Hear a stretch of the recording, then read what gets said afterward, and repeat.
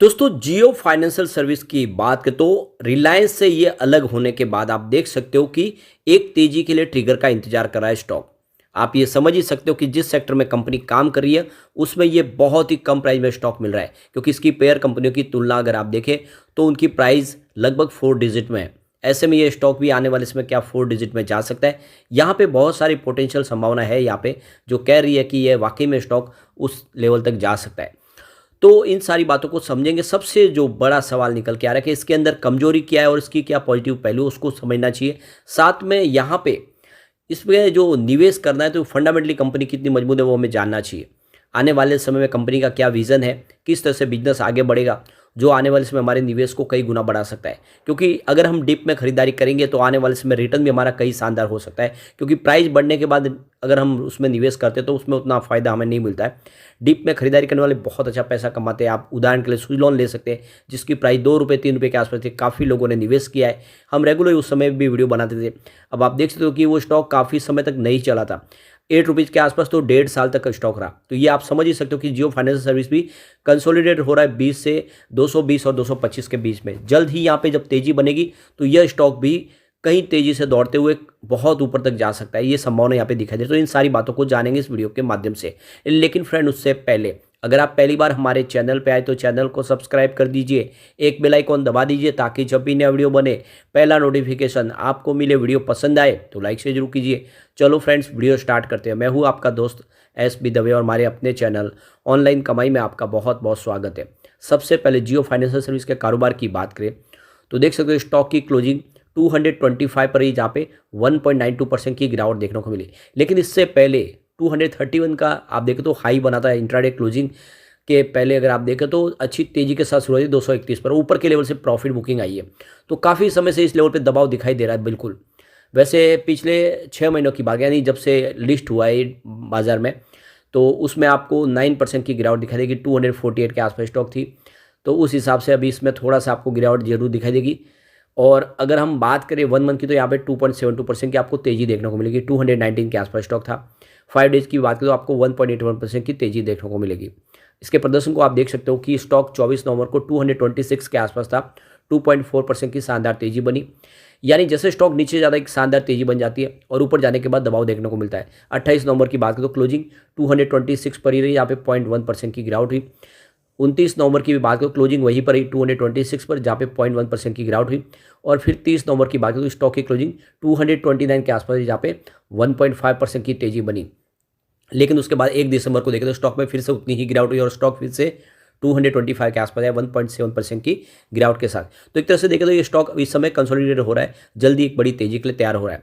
अब यहाँ पे काफ़ी लोगों के सवाल निकल के भी आ रहे हैं कि आखिर प्रमोटर ग्रुप में कौन कौन है। क्या सिर्फ मुकेश अंबानी के पास है इसकी सारी की सारी प्रमोटर होल्डिंग है? तो ऐसा बिल्कुल नहीं। यहाँ पे बहुत सारे प्रमोटर है जो प्रमोटर ने अपनी स्टेक बढ़ाई है, जिसमें आप देखें तो सितंबर में इस समय 46.77% की प्रमोटर होल्डिंग है, जो डीमर्जर के समय 45% के आसपास थी। तो यहाँ पे देख सकते हो कि आकाश M अंबानी जिनके पास 0.13% की होल्डिंग है, अनंत M अंबानी जिनके पास भी 0.13% की होल्डिंग है। इसके अलावा देवर्षि कमर्शियल LLP जिनकी 8.59% की बड़ी होल्डिंग है। इसके अलावा ईसा M अंबानी जिनकी 0.13% की होल्डिंग है। तो बच्चों में एक जैसी ही होल्डिंग यहाँ पे बांटी गई है। इसके अलावा जमुनानगर यूटिलिटीज एंड प्रोविडेंस की बात करें तो यहाँ पे 0.47% की होल्डिंग है।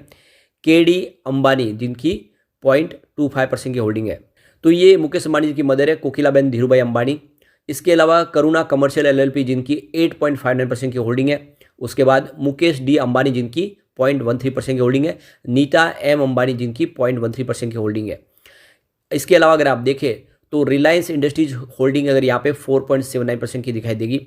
रिलायंस वेलफेयर एसोसिएट की होल्डिंग अगर आप देखें तो आपको यहाँ पे बिल्कुल 0.08% दिखाई देगी। समरजीत इंटरप्राइजेस LLP जिनकी होल्डिंग 1.96% है और श्रीजी कॉमट्रेड की 0.23% की होल्डिंग है। इसके अलावा श्री कृष्णा ट्रेडकॉम की होल्डिंग भी 0.23 है। इसके अलावा सिका पोर्ट्स एंड टर्मिनल्स की होल्डिंग 0.50% है। इसके बाद में श्री चक्र कमर्शियल की 11.64% की होल्डिंग है। सेवर इंटरप्राइजेस की 0.21% की होल्डिंग है। तत्वम इंटरप्राइजेस 8.59% की होल्डिंग है और वासु प्रदा इंटरप्राइजेस की 0.02% की होल्डिंग है। तो यहाँ पे क्लियरली समझिए, जो अगर आप फैमिली की होल्डिंग देखें मुकेश अंबानी की तो काफ़ी कम है, यानी सभी बच्चों के नाम पे 0.13% होल्डिंग है और मुकेश अंबानी और उनकी वाइफ के नाम पे भी 0.13% की ही होल्डिंग है और उनकी मदर के नाम पे 0.25% की होल्डिंग है। बाकी उनकी जो कंपनियां अलग अलग जो है उन कंपनियों के माध्यम से यहाँ पे होल्डिंग ली गई है। फिलहाल कंपनी के कारोबार की बात तो कैश फ्रॉम ऑपरेटिंग एक्टिविटी इस समय आपको 2054.9 करोड़ के आसपास दिखाई देगी। कैश फ्रॉम इन्वेस्टिंग एक्टिविटी में आपको -1103.26 करोड़ दिखाई देगी और कैश फ्रॉम फाइनेंसिंग एक्टिविटीज में देखें तो -888.92 करोड़ के आसपास दिखाई देगा।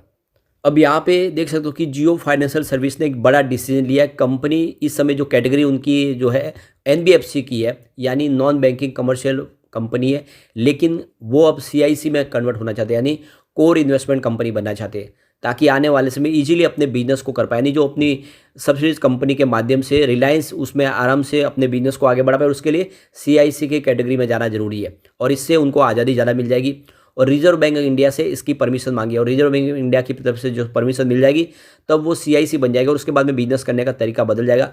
वैसे जो बिजनेस इनका है आने वाले समय आप देख सकते हो कि कंपनी को एक तरह से देखें तो यहाँ पे डिजिटल बैंकिंग सेवाएं देगी कंपनी। इसके लिए कंपनी आने वाले समय में एक वॉलेट लेके आ रही है और आप समझ सकते हो कि साथ में वो अपना एक डेबिट कार्ड भी लेके आएगी, जिससे इनका बिजनेस बढ़ता हुआ दिखाई देगा। और इंश्योरेंस की सारे के सारे प्रोडक्ट भी सामने होंगे, जिसके लिए उन्होंने बहुत सारी इंश्योरेंस कंपनियों के साथ में बिजनेस टाइप कर लिए।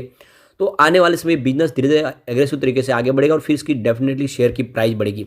इसके अलावा इसके लिए जो सबसे बड़ी अचीवमेंट होगी या कह सकते हैं कि इसके लिए एक बड़ा ट्रिगर होगा तो वो होगा एमएफआई की जो लिस्ट जारी होगी जनवरी से, इसमें इसको लार्ज कैप में शामिल किया जाएगा। इसके पीछे वजह इसका मार्केट कैप काफ़ी बड़ा है, करीब 1.5 लाख करोड़ के आसपास का मार्केट कैप है।